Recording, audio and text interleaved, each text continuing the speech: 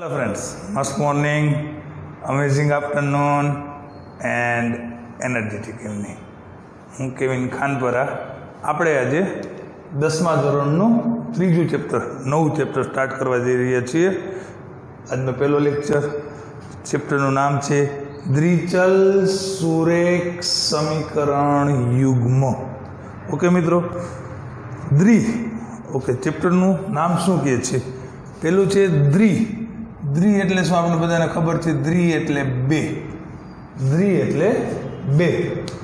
ચલ એટલે આપણે બહુપદીમાં ભણી ગયા છીએ, જેની આપણે અલગ અલગ કિંમત ધારણ કરી શકીએ, એને આપણે ચલ કહીએ. એક્સ વાય ઝેડ કોઈ પણ ચલના નામ આપીએ. ઓકે મિત્રો, એટલું ક્લિયર થઈ ગયું. દ્વિ એટલે બે. ચલ એટલે જેની અલગ અલગ કિંમતો ધારણ કરી શકીએ, એને આપણે ચલ કહીએ. પછી આવ્યું સુરેખ એટલે શું? આપણે ભણી ગયા છીએ કે જે બહુપદીની મોટામાં મોટી ઘાત, વધુમાં વધુ ઘાત એક હોય, એને આપણે સુરેખ બહુપદી કહીએ છીએ. એટલે સુરેખ એટલે ઘાત વધુમાં વધુ કેટલી હોવી જોઈએ? એક. ચલની ઘાત વધુમાં વધુ કેટલી હોવી જોઈએ? એક. તો એને આપણે સુરેખ કહીએ છીએ. સમીકરણ યુગ્મ એટલે બે સમીકરણોની જોડી. યુગ્મ એટલે બે સમીકરણની જોડી. હજી એકવાર રિપીટ કરી દઉં છું. દ્વિ એટલે બે ચલ અને ચલની ઘાત કેટલી હોવી જોઈએ? સુરેખ એટલે એક. એવા સમીકરણ યુગ્મ એટલે સમીકરણોની જોડી. કારણ કે બે સમીકરણો આપ્યા હોય તો આપણે એનો ઉકેલ લઈ આવી શકીએ, એને ઉકેલી શકીએ. ઓકે મિત્રો, તો હવે આ ચેપ્ટરમાંથી આપણે બોર્ડની એક્ઝામમાં 8 માર્ક્સનું પૂછાવાનું છે. બહુ જ અગત્યનું ચેપ્ટર છે. આનું બોર્ડમાં વેટેજ છે 8 માર્ક્સનું છે. પહેલાં તો આપણે દ્વિચલ સુરેખ સમીકરણનું વ્યાપક સ્વરૂપ શીખશું. જો ચલ કેટલા હોવા જોઈએ? તો કે બે. આપણે બે ચલ લઈ લઈએ. એક ચલને હું એક્સ કહી દઉં, બીજા ચલને વાય કહી દઉં. હવે એક્સ, આ બે ચલ આવી ગયા. સુરેખ એટલે એની ઘાત એક જ હોવી જોઈએ. ઓકે મિત્રો, હવે તો કે આ બે ચલનો સહગુણક લઈ લો. માની લ્યો કે એક્સ ચલનો સહગુણક એ છે, વાય ચલનો સહગુણક બી છે. આ બે ચલવાળી થઈ ગયું. આ બે છે આપણું અહીંયા એક્સ અને વાય છે, એ બે ચલ છે. એક્સ અને વાય શું છે મિત્રો? ચલ છે. ઓકે, એક્સનો સહગુણક એ છે, વાયનો સહગુણક બી છે. ઓકે, એમાં કોઈ અચળ પદ ઉમેરી દઉં. અચળ પદને હું સી કહું છું. આ અચળ પદ છે બરાબર 0. ઓકે મિત્રો, આ શું થયું? તો કે દ્વિચલ સુરેખ સમીકરણનું વ્યાપક સ્વરૂપ, પ્રમાણિત સ્વરૂપ થયું છે. ઓકે મિત્રો, અહીંયા ખાસ ધ્યાન રાખજો, એ અને બી એક સાથે 0 ન હોવા જોઈએ. એ અને બી બંને એક સાથે 0 ન હોવા જોઈએ. કારણ કે બે 0 થઈ જાય તો વધે. આ બે 0 થઈ જાય તો એને ચલ વડે ગુણો તો 0 જ થઈ જાય. તો આપણું ખાલી અચળ પદ જ વધવાનું છે. અને બીજી એક ખાસ ધ્યાન રાખવાનું, તો કે ચલ છે, ચલ એની ઘાત એક જ હોવી જોઈએ. કારણ કે આપણે કીધું છે સુરેખ. ઓકે મિત્રો, આ દ્વિચલ સુરેખ સમીકરણનું પ્રમાણિત સ્વરૂપ થયું છે. A x plus b y plus c is equal to 0. હવે આવા બે સમીકરણો હોય, જે યુગ્મ કીધું છે, બે સમીકરણ હોય તો જ આપણે એને ઉકેલી શકીએ. ઓકે મિત્રો, તો બે સમીકરણ હોય તો આપણું પ્રમાણિત સ્વરૂપ શું થશે મિત્રો? તો કે a1x plus b1y plus c1 is equal to 0. આ પહેલું સમીકરણ છે. એટલે આપણે જે ચલ અને આપણે સહગુણક અને અચળ પદ છે એને 1 1 1 કીધા છે. આપણું પહેલું સમીકરણ છે. બીજું સમીકરણ હોય તો a2x plus b2y plus c2 is equal to 0. આ બે સમીકરણ બનાવો એટલે યુગ્મ થઈ ગયું. કે બે સમીકરણો હોય તો તમે જે આપણી આ ચલની કિંમત છે એ આપણે ઉકેલી શકીએ. ઓકે મિત્રો, આ ચેપ્ટરમાં સમીકરણના ઉકેલ માટેની ટોટલ 4 રીતો છે. ઓકે, કઈ કઈ રીત છે તમને હાઇલાઇટ કરી દો. આપણે સ્વાધ્યાય 3.1માં ખાલી સમીકરણો બનાવતા શીખવાના છે. સમીકરણ બનાવવાના છે, ઉકેલવાના નથી. પહેલા આપણે વાત કરી દઈએ કઈ કઈ રીત છે સમીકરણોના ઉકેલ માટેની. તો કે પહેલી રીત છે આલેખની રીત. કઈ રીત છે મિત્રો? આલેખ, ગ્રાફની રીતે આપણે સમીકરણનો ઉકેલ લઈ આવી શકીએ. ઓકે મિત્રો, ચલો બીજી રીત છે આદેશની રીત. કઈ રીત છે મિત્રો? આદેશની રીત. ઓકે, ત્રીજી રીત છે એ છે મિત્રો લોપની રીત. કઈ રીત છે? તો કે લોપની રીત. અને મિત્રો ચોથી રીત આવશે ચોકડી ગુણાકારની રીત. મિત્રો આ ચાર રીતે આપણે દ્વિચલ સુરેખ સમીકરણનો ઉકેલ લઈ આવી શકીએ. કઈ કઈ રીત છે આપણે જોઈ લઈએ.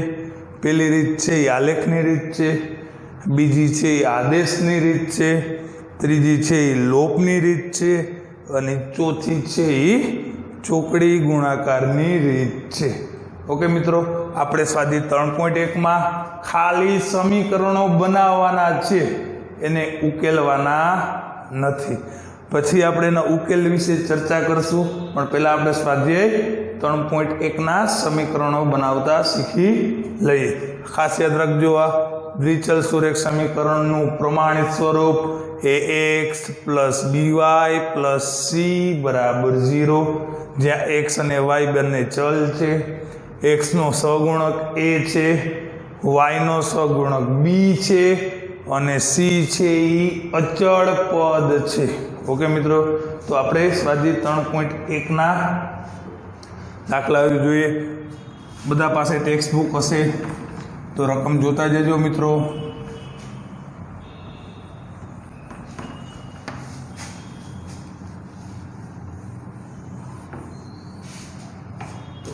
ચલો મિત્રો, પહેલા દાખલામાં શું રકમ છે?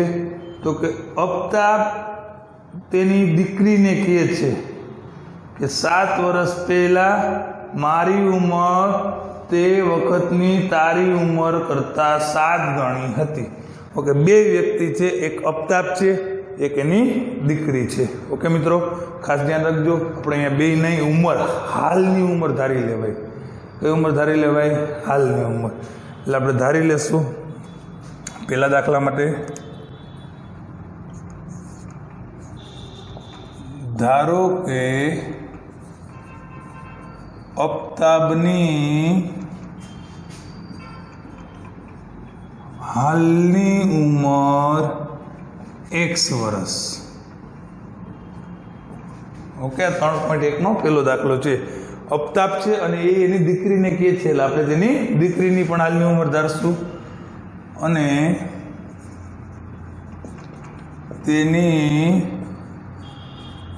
દીકરીની હાલની ઉંમર y વર્ષ છે. ચલો મિત્રો, આટલું ક્લિયર થઈ ગયું. બે વ્યક્તિ છે, એક અફતાબ છે અને એક એની દીકરી છે. એટલે આપણે બે ચલ ધાર્યા. અફતાબની હાલની ઉંમર x વર્ષ અને તેની દીકરીની હાલની ઉંમર y વર્ષ છે. હવે અફતાબ તેની દીકરીને શું કહે છે? હું પાછું જ એકવાર રકમ વાંચું છું. તો અફતાબ તેની દીકરીને કહે છે કે 7 વર્ષ પહેલા.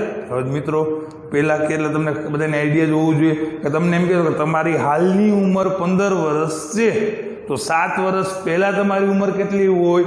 તો તમે 15માંથી 7 વર્ષ પહેલાની વાત થાય છે.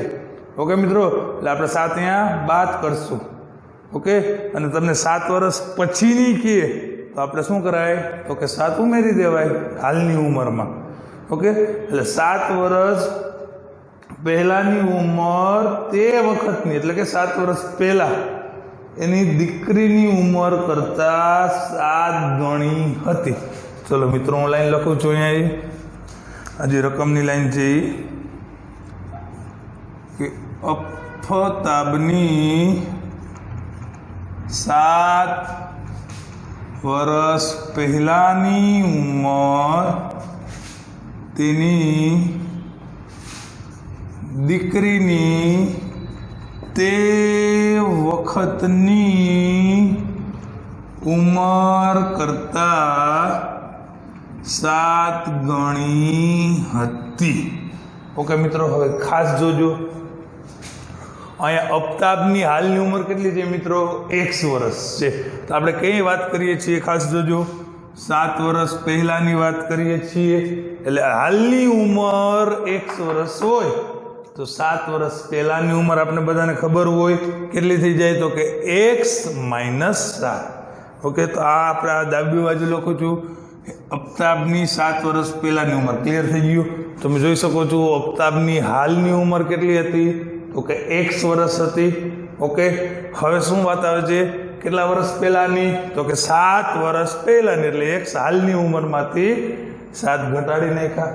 ચલો, એ જ રીતે તેની દીકરીની તે વખતની એટલે 7 વર્ષ પહેલાની. તો તમે જોઈ શકો છો અફતાબની દીકરીની હાલની ઉંમર y વર્ષ છે. અફતાબની દીકરીની હાલની ઉંમર y વર્ષ છે. તો 7 વર્ષ પહેલાની ઉંમર કેટલી થઈ જાય? તો કે હાલની y છે. તો 7 વર્ષ પહેલાની કેટલી થઈ જાય મિત્રો? y - 7. ઓકે, ચલો હું તમને એમ કહું કે મારી ઉંમર તમારા કરતાં 2 ગણી છે. હું શું લખું છું? ખાસ સમજજો, મારી ઉંમર તમારા કરતાં બમણી અથવા તો 2 ગણી છે. હવે ખાસ વિચારજો, મારી ઉંમર 30 છે, તમારી ઉંમર 15 છે. હવે જોજો મિત્રો, એ બેલેન્સ કઈ રીતે કરવાનું છે ખાસ જોજો. મેં શું કીધું? તો કે મારી ઉંમર તમારા કરતાં 2 ગણી છે. એટલે મારી 2 ગણી છે એટલે મને 2 વડે નથી ગુણવાના.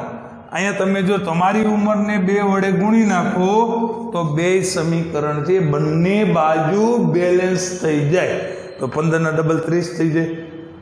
ક્વેશ્ચનમાં એવું કીધું છે કે મારી ઉંમર તમારા કરતાં 2 ગણી છે. ઓકે, એટલે મારી 2 ગણી છે એટલે મને 2 વડે નથી ગુણવાનું. જે નાનું છે એને 2 વડે ગુણવાનું. તો 2 કેવું થઈ જાય? બેલેન્સ થઈ જાય. ઓકે, હજી એક એક્ઝામ્પલ લો કે હું તમારા કરતાં 10 વર્ષ મોટો છું. ઓકે મિત્રો, ચલો આ મારી ઉંમર x, તમારી ઉંમર y. હવે મોટો હું છું તો મારામાં 10 વધારે, ઓલરેડી હું 10 વર્ષ મોટો હતો અને મારામાં બીજા 10 વધારું તો ઓલરેડી 20 વર્ષ મોટો થઈ જાવ. એટલે આ 10 હું મોટો છું, આ બેને બેલેન્સ કરવા હોય તો 10 કોનામાં ઉમેરવા પડે? તમારામાં. ક્લિયર થઈ ગયું? સમીકરણમાં એમ કહે છે કે હું મોટો છું એટલે 10 મારામાં નથી ઉમેરવાના. જો હું મોટો છું તો તમારામાં 10 ઉમેરી દો તો 2 કેવા થઈ જાય? સરખા. બેલેન્સ કરવા માટે જે કહે છે એના સામેનામાં એડ કરવાનું. ખાસ ધ્યાન રાખજો મિત્રો. તો અહીંયા હવે જો શું કીધું હતું? તો કે અફતાબ છે 7 ગણો હતો એની દીકરી કરતા. તો 7 વડે અફતાબને નથી ગુણવાના. કોને ગુણવાના છે? એની દીકરીને. ઓકે મિત્રો, તો આ 7 વર્ષ પહેલા અફતાબની ઉંમર થઈ, આ 7 વર્ષ પહેલા એની દીકરીની ઉંમર થઈ. તો અફતાબની ઉંમર 7 ગણી હતી તો એની દીકરીની આપણે 7, એની દીકરીની ઉંમરને આપણે 7 વડે ગુણી નાખીએ તો 2 કેવું થઈ જાય? બેલેન્સ. જો આના જેવું જ થયું. મારી ઉંમર બમણી હતી તો તમારી ઉંમર જે 15 વર્ષ હતી એને 2 વડે ગુણી નાખ્યો તો મારા જેટલી થઈ ગઈ. સેમ વસ્તુ આપણે અહીંયા કરી. ઓકે મિત્રો, ચલો હવે કૌંસ તોડી નાખીએ. તો x - 7. ઓકે, 7 છે પહેલા પદને ગુણશે, બીજા પદને ગુણશે. એટલે 7 ગુણ્યા y એટલે 7y. 7 તો કે 49. હવે તો કે આપણે ચલ છે બધે આ બાજુ લઈ લઈએ બધે પદ. ઓકે મિત્રો, તો કે x પેલા 7y લખું છું, એ પ્લસ હતા એટલે માઇનસ થઈ ગયા. -7 -49 એ પ્લસ થઈ ગયા બરાબર 0. ચલો મિત્રો, x - 7y. 49 માંથી 7 જાય એટલે કેટલા વધશે? તો કે 42. અને મોટા પદની આપણું પહેલું સમીકરણ બની ગયું. ઓકે મિત્રો, હવે આગળ આપણે બીજો રકમમાં શું કીધું છે જોઈએ.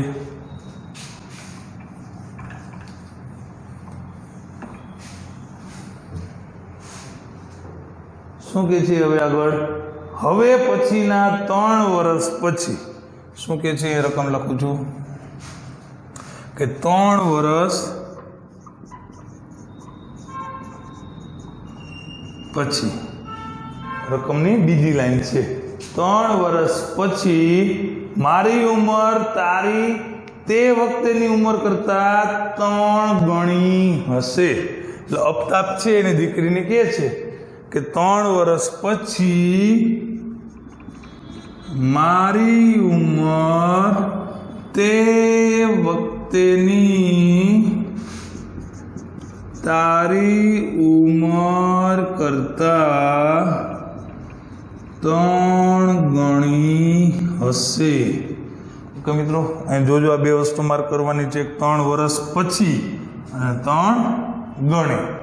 ઓકે, તો આપણે જે રકમમાં ધાર્યું છે કે અફતાબની અને તેની દીકરીની હાલની ઉંમરો ધારેલી છે. ઓકે મિત્રો, તો અફતાબની હાલની ઉંમર કેટલી હતી તો કે x હતી. અહીંયા આપણે 3 વર્ષ પછી ગઈએ છીએ, 3 વર્ષ પછી ગઈએ એટલે 3 ઉમેરવા પડશે. એની દીકરીની હાલની ઉંમર y હતી. 3 વર્ષ પછી તેની દીકરીની ઉંમરે 3 ઉમેરવા પડશે તે વખતેની, એટલે 3 વર્ષ પછીની વાત થાય છે. હવે અફતાબની ઉંમર 3 ગણી હતી, તો આ બેને બેલેન્સ કરવું હોય તો 3 વડે આપણે એની દીકરીને ગણવું પડશે. આ શું થયું ડાબી બાજુ તો કે અફતાબની 3 વર્ષ પછીની ઉંમર, જમણી બાજુ તેની દીકરીની 3 વર્ષ પછીની ઉંમર. અફતાબ છે એ 3 ગણી હતી અફતાબની ઉંમર, તો 3 વડે આપણે એની દીકરીને ગુણી નાખ્યા તો બે બાજુ બેલેન્સ થઈ ગયું. ઓકે મિત્રો, ચલો x + 3 ગુણ્યા y એટલે 3y, 3 3 9. ઓકે, આ બંને પદ આ બાજુ લઈ લઈએ એટલે x -3y +3 +9 આ બાજુ એટલે -9 બરાબર 0. શું થશે મિત્રો? x -3y. આ બેની નિશાની અલગ અલગ છે એટલે બાદબાકી થશે. 9 માંથી 3 ગયા એટલે 6 અને જવાબમાં મોટા પદની નિશાની બરાબર 0. આ બની ગયું સમીકરણ નંબર 2. તો આપણે 3.1 સ્વાધ્યાયમાં ખાલી સમીકરણો બનાવવાના છે. આ રીતના દાખલાને આપણે કૂટ પ્રશ્નો કહીએ છીએ.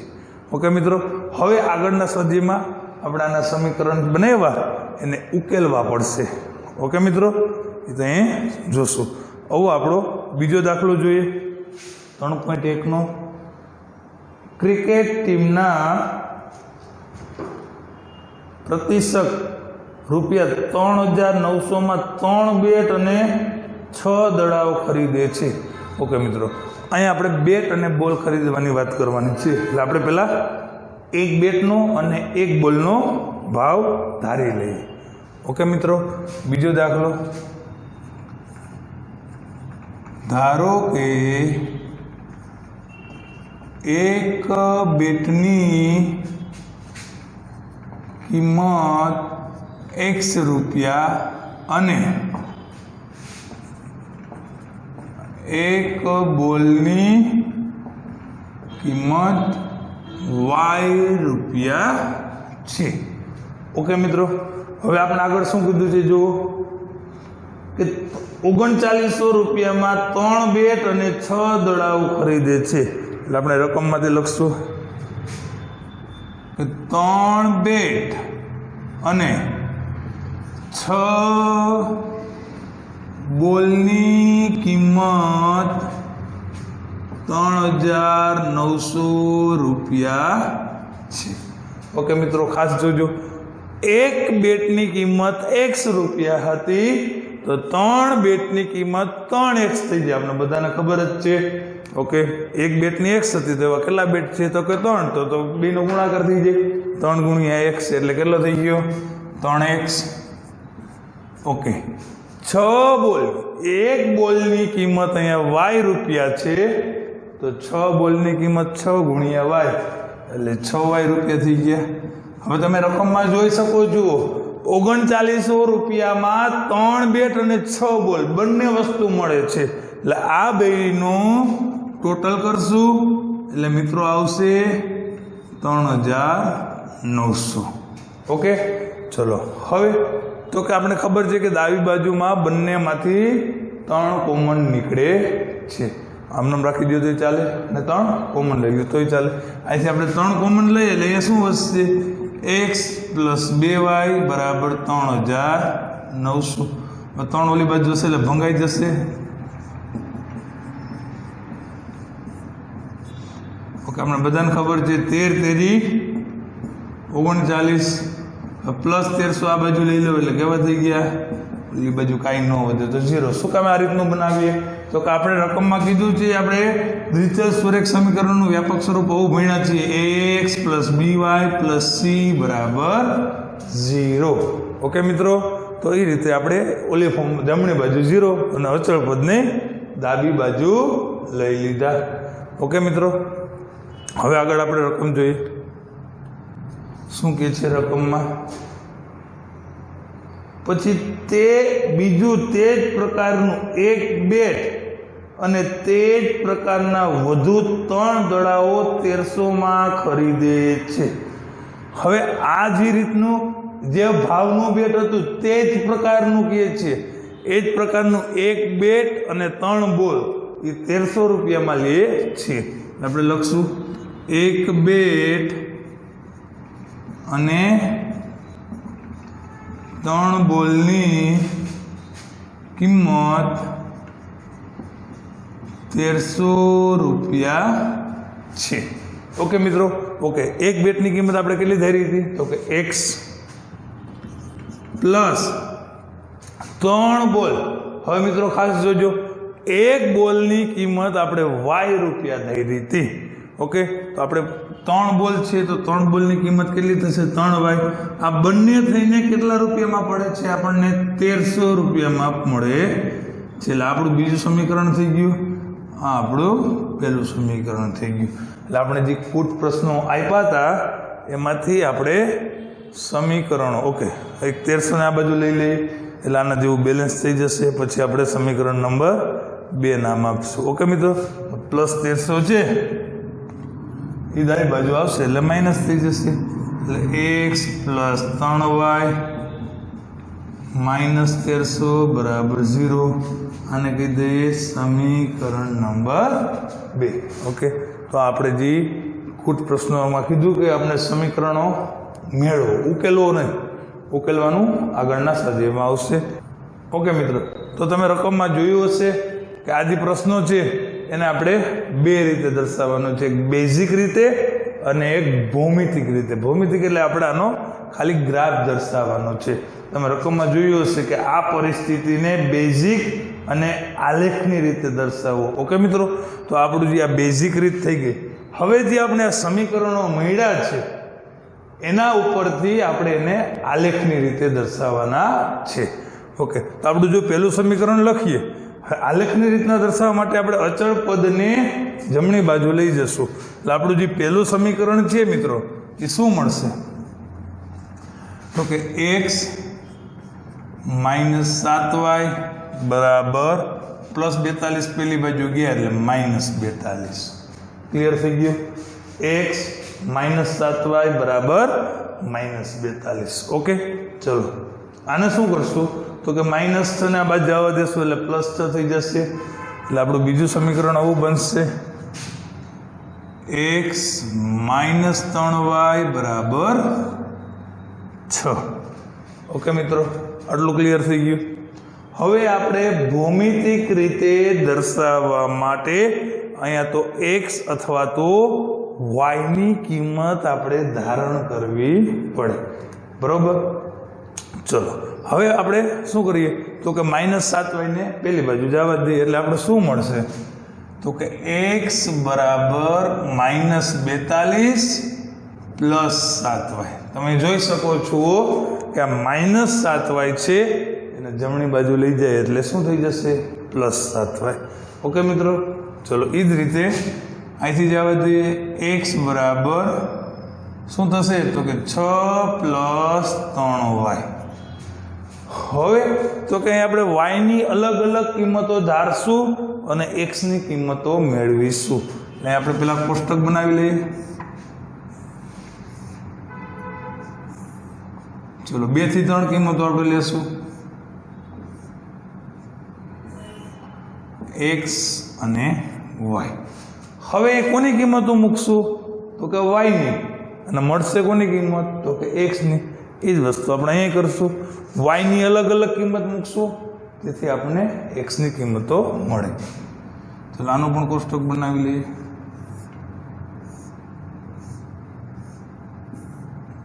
x અને y. ઓકે મિત્રો, જો મોઢે ગણતરી આવડતી હોય તો બહુ સરસ, નહીંતર રફ વર્ક કરી લેવાનો. ઓકે ચલો, હવે જો પેલું તો આપણે એક એવી કિંમત લઈએ જેથી 0 થઈ જાય. હવે તમારે આને 0 કરવું હોય, અને શું કરવું હોય, x ને 0, તો અહીંયા -42 છે, એટલે અહીંયા +42 કરવા હોય તો y કેટલો લેવો પડે 6. આપણે ખબર છે કે 7 6 42, એટલે +42 અને -42 શું થઈ જશે મિત્રો, 0 થઈ જશે. એટલે જો તમે y ની કિંમત +6 મૂકો, જો આપણે ગણતરી 7 6 42, 42 માંથી 42 જાય તો 0 આવશે. ઓકે મિત્રો, ચલો હવે તો કે 7 મૂકીએ, y ની કિંમત કેટલી મૂકીએ 7 મૂકીએ, તો કે 7 મૂકીએ તો 27 કોઈ પણ કિંમત ધારી શકો, પણ આપણે એવી કિંમતો લેવાની કે જેથી આપણે ગ્રાફ દોરવો સ્યુટેબલ પડે. અહીં તમે 7 મૂકો, જો ગણતરી રફ વર્ક કરીએ, ડાયરેક્ટ ન ફાવે તો અહીં y ની કિંમત હું 7 લખું છું, અને 7 મૂકશું, 27 તો કે 49, 27 49, 42 + 49, એટલે મિત્રો શું જવાબ આવશે તો કે 7 આવશે.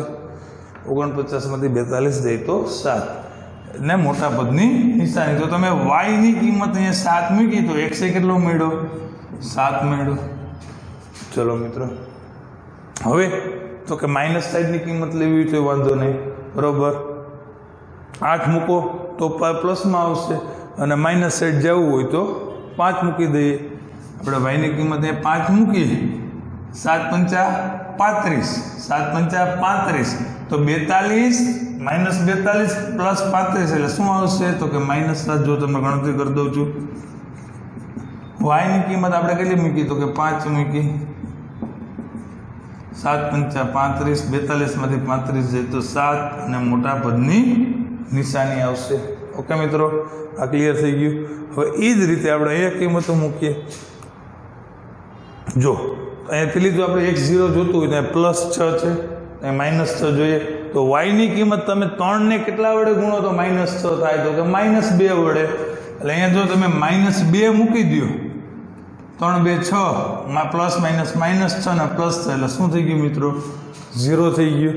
ઓકે, હવે y ની કિંમત તમે જો 0 મૂકો, y ની કિંમત શું મૂકો 0, 0 × 3 એટલે 0, 0 + 6 એટલે 6, તો x આપણને મળશે 6 મળશે. ઓકે મિત્રો, ચલો હવે તો કે y ની કિંમત 1 મૂકી પ્લસ 1, 3 × 3 6 ને 3 તો કે 9 આવશે.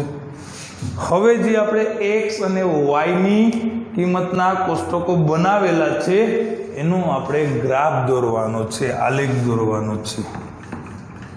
ઓકે મિત્રો, તો હવે આપણે ગ્રાફ જોઈએ.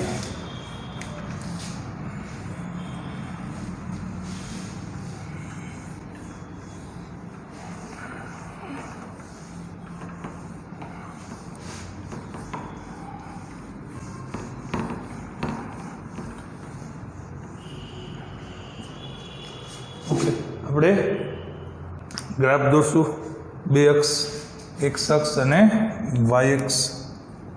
હવે જો આમાં કિંમતો છે, માઇનસ સાઈડે છે, પ્લસ સાઈડે છે, એટલે ગ્રાફ આપણે સેન્ટરમાં દોરશું.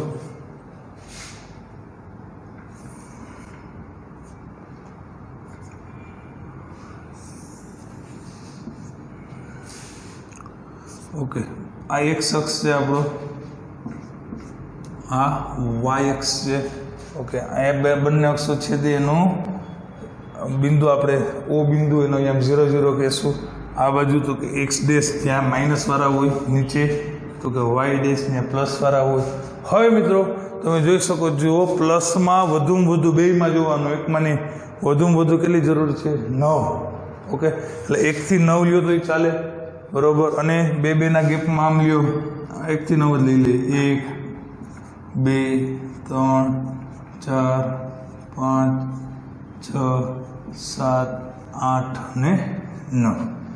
ओके मित्रों, ऊपर पण आपणे 9 लेशुं 1 2 3 4 5 6 7 8 અને 9। ओके मित्रों, हवे माइनस में मोटा मोटो आंकड़ो केटलो छे तो के 7। आ बे ज जग्याए माइनस छे अने त्यां शुं छे मित्रों 7, એટલે माइनस साइड આપણે 7 7 लेशुं। -1 -2 -3 -4 -5 -6 અને -7। ओके मित्रों, अहीं पण ए रीते -1 -2 -3 4 5 6 અને 7। હવે તો કે કોઈ પણ એક સમીકરણનો લાઈન રેખા દોરી લેવાની।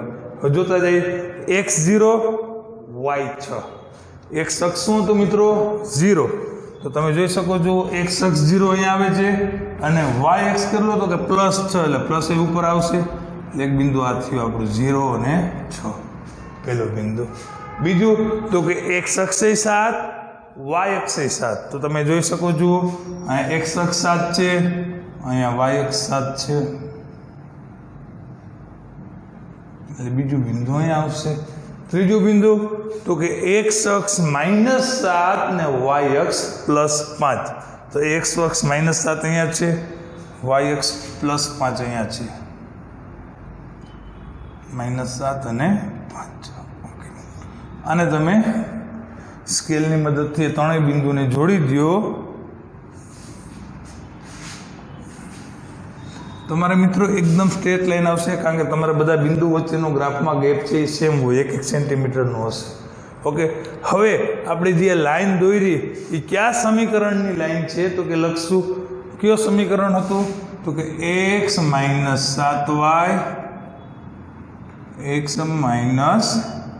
7y બરાબર -42। ઓકે મિત્રો, હવે તો કે આપણે બીજા સમીકરણનો ગ્રાફ દોરશું। ઓકે, એ જોઈ શકો છો x0 y -2, એટલે x અક્ષ 0 y અક્ષ -2 એટલે અહીંયા આવશે। ઓકે, પછી તો કે x6 અને y0, ઓકે x અક્ષનો 6 અહીંયા અને y0 અહીંયા, એટલે બંને અહીંયા ભેગા થશે। ત્રીજું તમે જોઈ શકો છો x9, x અક્ષમાં 9 અને y અક્ષમાં 1, એટલે આ x અક્ષનો 9 અને y અક્ષનો 1 બંને અહીંયા ભેગા થશે। ઓકે મિત્રો, એનો આપણે ગ્રાફ દોરી નાખીએ।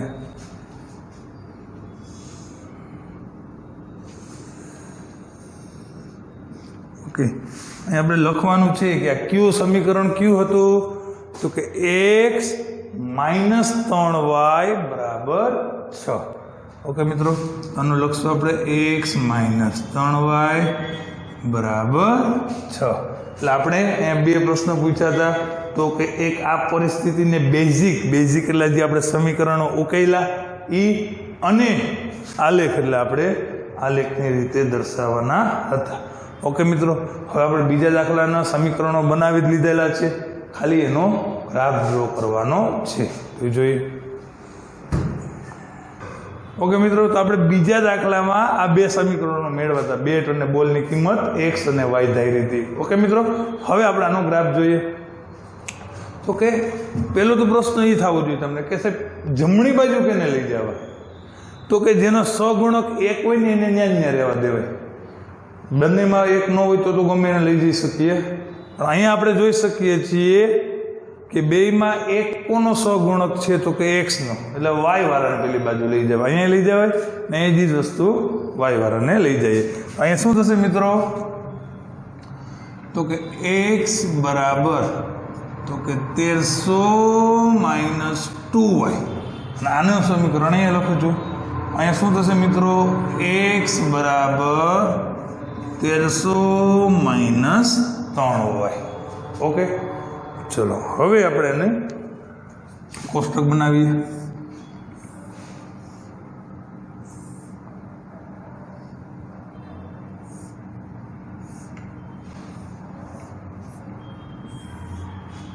એક્સ અને વાય.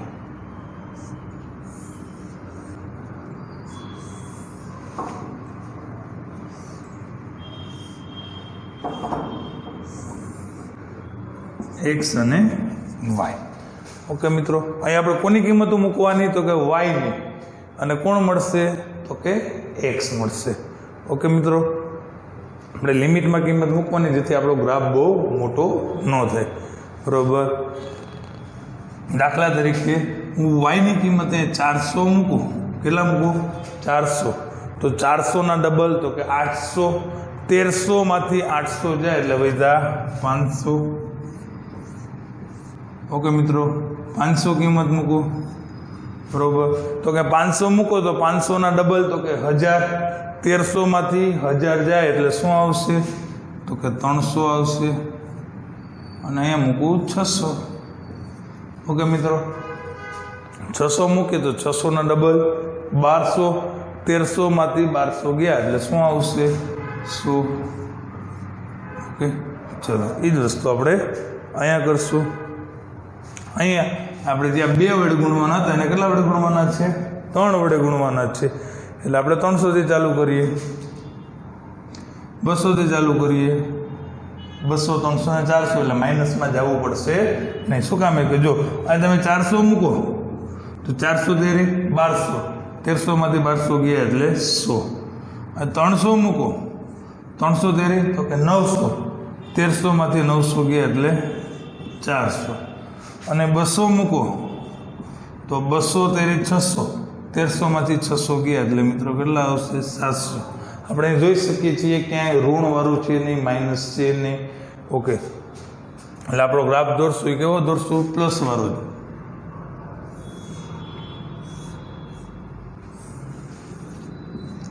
હવે આપણો એક્સ અક્ષ, આપણો વાય અક્ષ. ઓકે, હવે તો કે આપણે 1 સેન્ટીમીટર એક્સ અક્ષ પ્રમાણમાપ આપણે જેને કહેતા કે પ્રમાણમાપ 1 સેન્ટીમીટર બરાબર 100નો ગેપ લેશું. રેડી? એટલે વધુમાં વધુ કેટલું છે? તો કે 2માં વધુમાં વધુ થઈને 700 છે.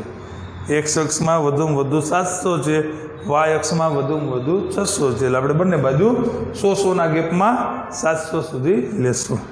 એટલે 2 અક્ષ છેદનું છેદબિંદુ 0. અહીંયા શું આવશે મિત્રો? 100, 200, 300, 400, 500, 600 અને 700. અને વાય અક્ષ ઉપર લેશું. ઋણ છે ને એટલે આ બાજુ ગયા નથી આપણે. 100, 200, 300, 400, 500, 600 અને 700. પહેલાં આપણે આ સમીકરણ, જે આપણું પહેલું સમીકરણ હતું x + 2y બરાબર 1300, એનો ગ્રાફ દોરશું. તો કે x કેટલો? 500. y કેટલો? તો કે 400. તો આપણે જોઈ શકીએ છીએ x અક્ષમાં 500, y અક્ષમાં 400, બંને અહીંયા ભેગા થાય છે. પછી તો કે x અક્ષ 300, y અક્ષ 500. તો x 300, y 500, બધા અહીંયા ભેગા થાય છે. ઓકે ચલો, x 100, x અક્ષ 100, y અક્ષ 600. ચલો મિત્રો, x અક્ષ 100, ઓકે, અને y અક્ષ તો કે 600, બંને અહીંયા ભેગા થાય છે. 100 અને 600. ઓકે ચલો, સ્કેલની મદદથી તમે લોકો ગ્રાફ ડ્રો કરવાનું છે. ઓકે, આ ગ્રાફ જે ડ્રો કર્યો એટલે સમીકરણ શું હતું મિત્રો? અહીં લખી નાખશું.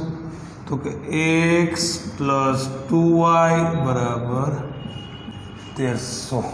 ઓકે, હવે તો બીજા સમીકરણમાં જોઈએ. તો કે x કેટલો? 700, y કેટલો? 200. આપણે જોઈ શકીએ છીએ x અહીંયા 700 આવે છે, y 200 અહીંયા આવે છે. 200 અને 700. પછી x 400, y 300. x 400, y 300. Okay, અને ત્રીજું બિંદુ તો કે x 100 અને y 400. એટલે x 100 અને y 400. ઓકે મિત્રો, આનો ગ્રાફ પણ સ્કેલથી દોરી નાખીએ. ઓકે ચલો, આ પોઈન્ટ અહીંયા આવશે.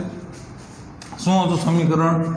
તો કે આપણું સમીકરણ હતું x પ્લસ 3y બરાબર 1300.